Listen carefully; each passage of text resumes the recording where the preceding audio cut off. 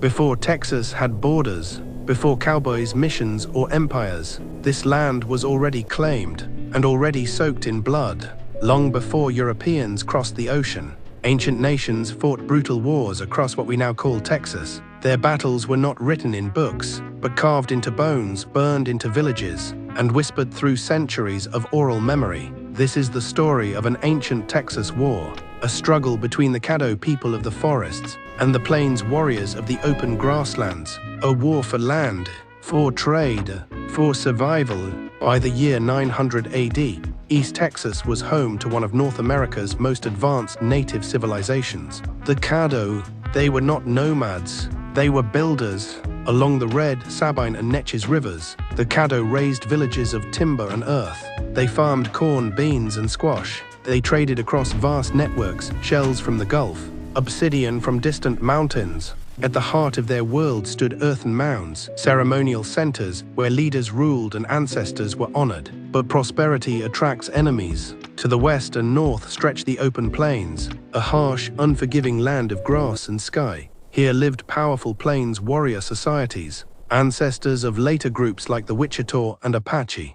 They lived by the hunt, and when resources grew scarce, they raided. These wars were not fought with steel or armor.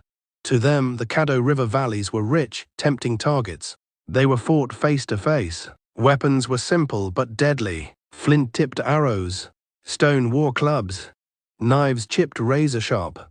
Shields were made from thick buffalo hide.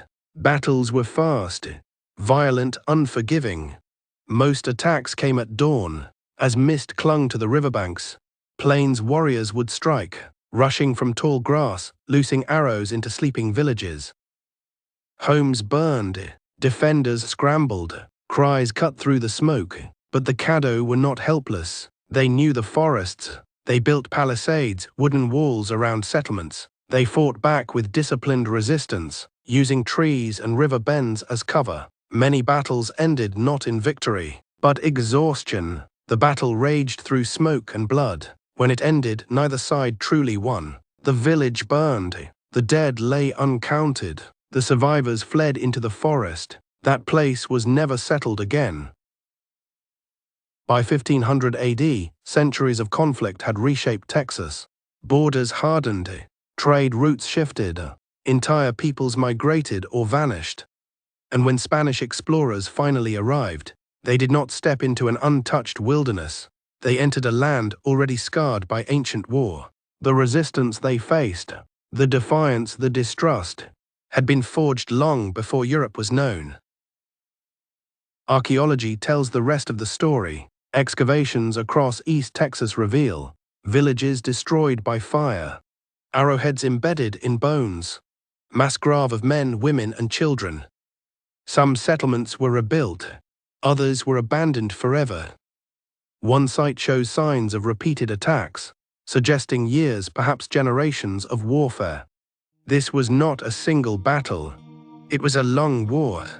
These ancient Texas battles remind us of something often forgotten. History did not begin with colonization. Texas did not wait to be claimed. It was defended, fought over, paid for in blood, by people whose names history nearly erased.